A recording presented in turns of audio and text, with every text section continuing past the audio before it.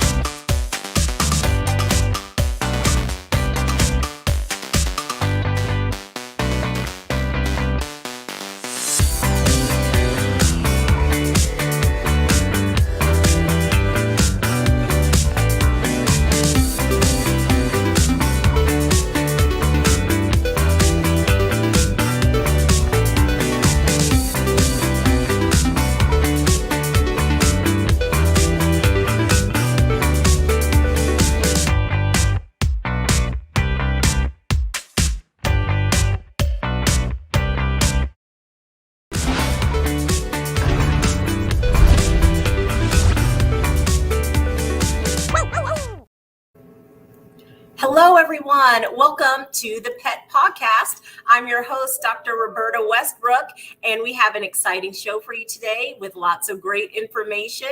And we have Laura here who's helping us with our show today. And I'm sure you're going to be excited and wondering who else I've got here today to help us. Look at this cutie pie.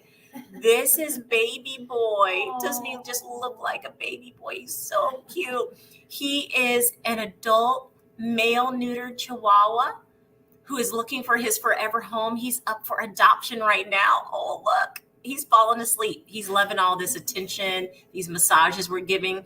So he's up for adoption. He's looking for his forever home. So he might be a wonderful pet for you to come down to our campus and meet. We have dogs, cats, puppies, and kittens. They're all looking for homes, and we invite you to bring your family, bring your friends, come on down to our campus for all animals. Right now, we are open daily from 1 p.m. to 6 p.m. We are practicing limited admission. We'll allow 15 groups into the lobby at a time. So it may help you if you go to houstonspca.org. Look at all of our pets available for adoption before you come. Take a look and see which animals you think you might want to meet with when you get here. And that way, when you arrive and you come on into the lobby, you'll have a really expedited experience and be able to, look at baby boy, getting to meet the animals, and you'll have more time to spend with them. So we are going to talk today about a very common problem. If you're one who has, I think it's touched all of the pets in Houston in some way or another, and that's ear infections. Ear infections. We see so many pets with ear infections, dogs and cats. It's a very common problem, and it's often related to allergies. And so what I'd like to talk about today is, how do you recognize if your pet has an ear infection? How do you know when to reach out to your family veterinarian? And how do we treat it? and what are the prognosis for ear infections. So if you have any questions about ear infections, please go ahead and submit those questions. I'll be happy to answer those. Or maybe if it's not specifically ear infections, but you have other questions related to skin and ear problems, I'm happy to help you answer those. So today we have Baby Boy with us because Baby Boy is being treated for an ear infection. So first of all, what is that and how do animals get ear infections? Well, there's lots of reasons why an animal might have an ear infection and several things that make them prone to it. One thing is the conformation of the ears. So we see Baby Boy's ears here. He's got such cute little ears. And normally in Chihuahuas, they have ears that kind of stand up on their head, and they're very open to the air and very open to the environment. This typically actually is good for the ears because we want to get airflow through there. Dogs that are prone to ear infections more often have very floppy ears that hang down over the head. And that's because it's dark underneath the ear. It can create a moist environment and it can trap debris. And so oftentimes we see more ear infections in dogs with long floppy ears, but certainly it can happen in any sort of a pet, no matter what the conformation of their ears are. And so we have Baby Boy here who has an ear infection. So that's one thing. Another thing is whether or not your pet spends a lot of time in the water. You might have a pet who likes to go to the lake with you to swim, or maybe you give your pet baths frequently. Water in the ears can also lead them to have ear infections as well. So we like to make sure that the ear canals are clean and dry. And once we kind of know some of the risk factors for getting ear infections, the next thing is for you to recognize when you think your pet might have an ear infection. What are the signs of an ear infection? One of the most common signs is a smell. So there's bacteria in the ear or sometimes yeast and fungus in the ear, and it creates a very foul odor. So when your pet is cuddling with you or laying with you on the couch or in the bed, you might smell an odor that seems to be coming from the ears. This could indicate that your pet has an ear infection. Great time to go see your family veterinarian. Oftentimes, if your pet allows you, when you look at the ear, we want the ear to be nice and clean and pink, like we see in Baby Boy here. But I can see, you may not be able to see, but I can see inside Baby Boy's ears right now, and I can see that there's a lot of debris in his ears. And when we see that as veterinarians, it clues us that maybe we should do a little bit more inspection and make sure that that's not just normal debris like wax buildup in the ear, and we can check it for bacteria or yeast. And so this is what it often looks like. What I'm going to do right now is I want to show you what that debris looks like when it is related to infection. I'm going to use a cotton-tipped applicator. You guys may know this is kind of like a Q-tip. And you probably always heard, and this is true, never use a Q-tip or cotton-tipped applicator to stick deep in your pet's ears. This is really something reserved for veterinary professionals. And what we do is we don't stick this deep in the ear canal. We're just using it externally on the outside of the ear in the crevices to try to get some of the debris out. So this may not be a good idea for you to do at home. Let your veterinarian or your veterinary staff use an instrument like this to get the debris out of your pet's ears. So I'm going to try to be very gentle and get some of the debris out of Baby Boy's ears here so that you guys can see what that's like. So you can see what this is like here. It's kind of black and crusty, and there's a good amount of that in the ears. So when it's very black or crusty, or your pet has a foul odor, or maybe your pet is shaking their head or scratching their ears a lot, that's indicative that there may be an infection. Normal debris is usually mildly brown and a little bit more waxy, and usually does not build up in high amounts.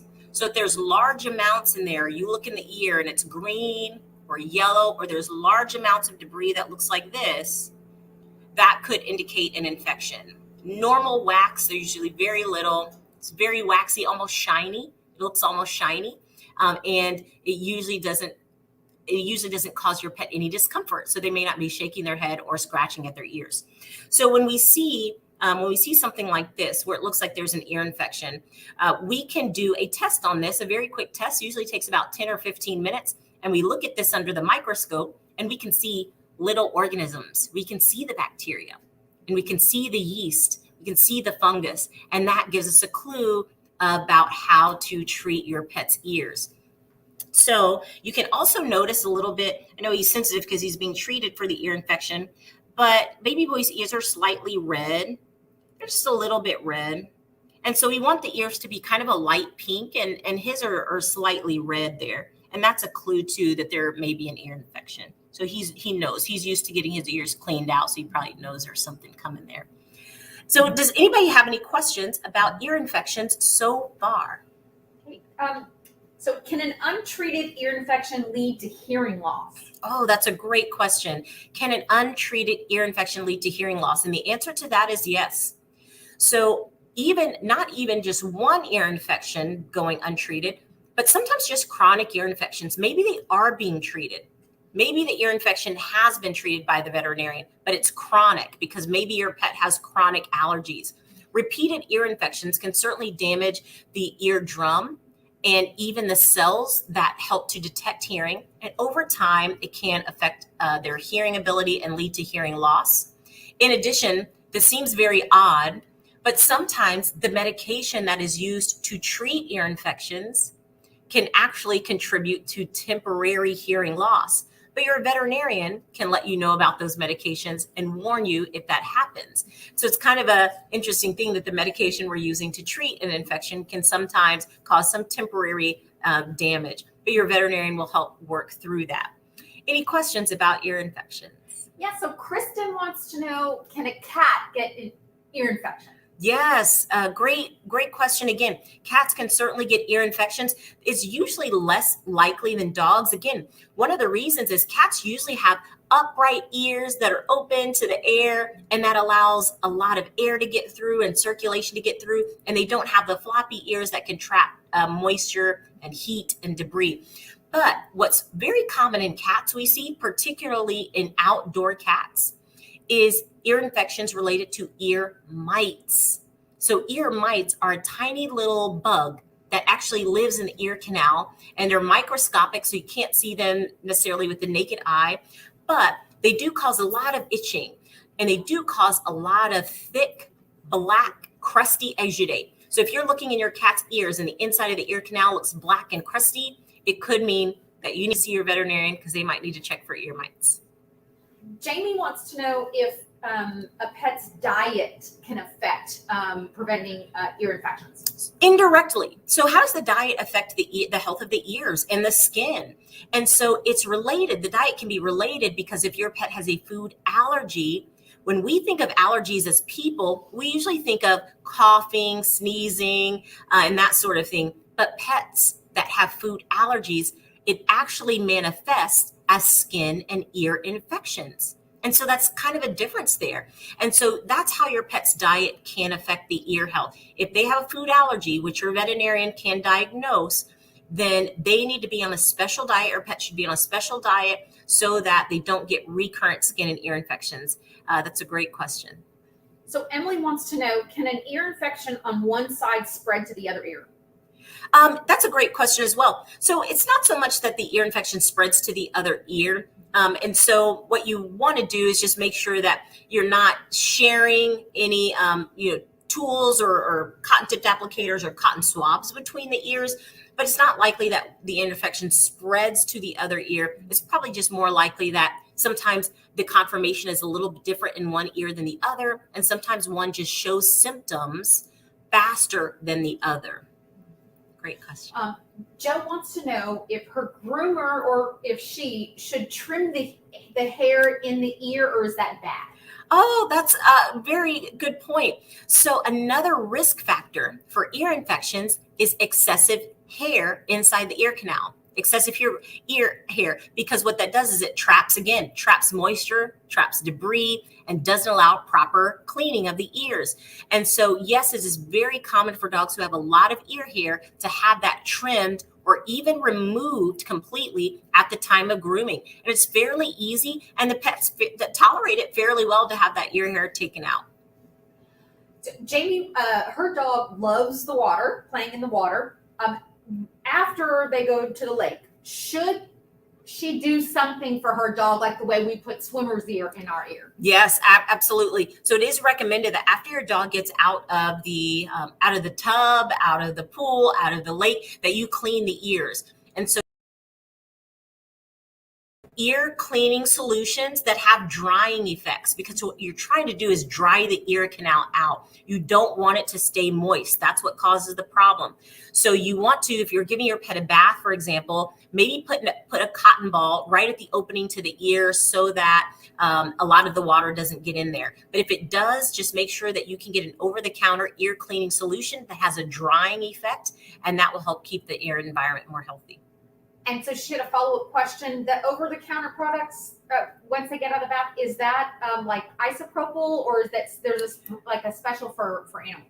No, it is. Oftentimes they do have alcohol in those ear cleaning solutions because alcohol does dry out the environment. And so that's actually one of the ingredients. The concentration may differ, but alcohol is one of the ingredients for those drying solutions. Michelle wants to know, how do we keep their ears clean at home and how often?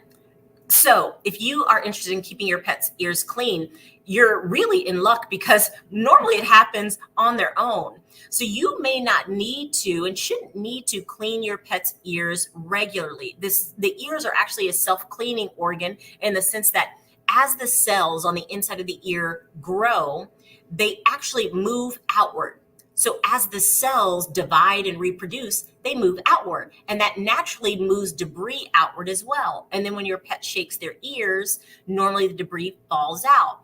But when you're giving your pet a bath and doing normal grooming, I would say take a cotton ball, because your pet is going to be sensitive to this initially. But you can take a cotton ball, and instead of taking an ear cleaner that you have and pouring the ear cleaner in your pet's ears and have them be kind of in shock about fluid in the ear, what you can do is put a little bit of cleaning solution on the cotton ball. And then when you hold your pet's ear up, you can just use this to wipe out the debris. And so sometimes it's cold, sometimes they're not used to it, but it's a good way to introduce them to the cleaning process, because if they can see you doing that, if they kind of feel you doing that, using that to just kind of clean out the crevices of the ear and being very gentle. Or sometimes I'll put the cotton ball, move this. Sometimes I'll put the cotton ball in the ear like this and just squeeze it, massage it in there. You can't see it. Squeeze it. He's like, what are you doing? And then that gets some of the debris moving. Yeah, he's like, I can feel it going in now. That gets some of the debris moving, and we can clean it out. You gonna smell that? Yeah, that's dirt from your ears. Kristen wanted to know, can you overdo that? Like if you're at home, yeah. What happens when you do that? Yes, don't clean your pet's ears too frequently. And the reason for that is, if you clean them too frequently, you can actually irritate the ear. And if you get the ear irritated, and there's a lot of micro abrasions from really rough scratching or really rough cleaning, those micro abrasions will also cause bacteria to grow faster. So you want to be careful and only clean the ears maybe at bath time or grooming time, which might be only once a month, but probably not more than twice a month should you need to do that. Otherwise, the ears can get more irritated. Your pet may be more irritated, and it might actually cause more bacterial growth. So Jacqueline was just wondering about little Big Boy. If she was to adopt Big Boy, what would be the treatment that he needs specifically? Yes, usually ear infections require loosely about 2 weeks of treatment. And that means daily medication. Now, we're treating baby boy here. So daily he gets his ears cleaned out, and he gets a medication put inside the ear. And the medication is usually put in once or twice a day, depending on the prescription from your veterinarian. But this just goes inside the ear, and you don't do anything else. The next day, it requires cleaning again. I had some treats. Requires cleaning again and medication again. That happens usually once or twice a day for about 14 days. In most cases, ear infections just happen once or twice in their lifetime. But if your pet has a food allergy, and it's going to be something recurrent, then certainly you may have to follow up with your veterinarian about medication that isn't given every day. There's actually some medications that you can just put inside the ear, and it stays like that for a week, and you don't even have to do anything about it. You can leave it all to the veterinary professionals. Jamie wanted to know, are there breeds that are more prone to ear infections? There are breeds that are more prone to ear infections. So think of all the long, floppy-eared dogs. Cocker Spaniels are at the top of that list. So Cocker Spaniels are known for ear infections. So are Labrador Retrievers, Golden Retrievers, Basset Hounds, all the dogs with kind of long, floppy ears that are going to be kind of creating dark, moist environments there. And dogs that also have very small, tight ear canals, like pugs and Shar-Peis. And so it's not that they have long, floppy ears, but the opening to the ear is often very narrow and small. And so that doesn't allow as much airflow and natural cleaning. So does that apply to guinea pigs and ferrets? Oh, great question.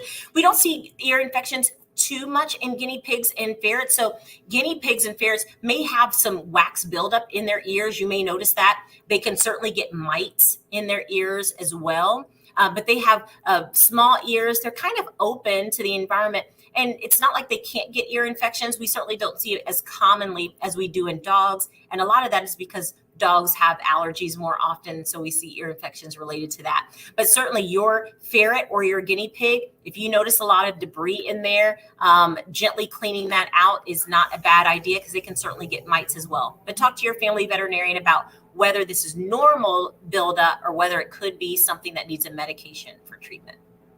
And I got a final question here. Anna was wondering, how do we know when it's time to go to the vet? Like, you've tried some things, but... Yes, I would say foul odor. Your pet is shaking his or her head. Your pet has what we call a head tilt. If your pet is walking around holding their head like this, or even to the other side, and they don't want you to touch it, they're shaking their head a lot, they're scratching it a lot, time to visit the veterinarian, it's fine. So you can do the normal maintenance once or twice a month, cleaning the ears. But as soon as you notice your pet is uncomfortable or there's a foul odor, it looks red, you see discharge in there, get right to the veterinarian, because the sooner we can get it treated, the happier everybody's going to be. Is Big Boy going to get his medicine? Big Boy is going to get his medicine. So we will see. So this is medication that we just put inside the ear. So you can just kind of hold his head right here, Laura. And we're just going to squeeze that in. Oh, look how great. Yay. I'm going to massage it around. And he's like, oh, massage that around. I know. I'm so sorry. I'm so sorry. Okay, and we got to do the other one. Yeah, you can turn them my way if you want. Hi. I know. We're almost done. We just open the ear like this and we just squeeze that medication in. Squeezy, squeezy, squeezy. And it feels like fluid going in the ear. Yeah, that one probably is a little more sensitive. So it feels like fluid going in the ear, and so it certainly can be uncomfortable for them. So it's helpful to have a hand like I have Laura to kind of keep them calm and pet them while we're doing that. And I'm trying to be very gentle and massage that around in there. And we just be very gentle. And usually they tolerate it and it's okay. Okay, that's it. You're done. You got your medication for the day. So that's how you do it. And so that someone can keep your pet calm. But if not, talk to your family veterinarian, because there are other options that you don't have to do this every day. There's some other treatment options. Well, we are happy that you join us every Friday to learn just a little bit more about pet care and what we do here at the Houston SPCA, the campus for all animals. So please make your way on down this weekend. We have wonderful pets that are looking for their forever home. And go on our website, houstonspca.org, not only to look at for our adoptable pets and pets that you can take home with you, but also to support us. So if you're interested in donating or volunteering or being a foster, you can help us in so many other ways than just adopting a pet. We want you to be part of our family forever too.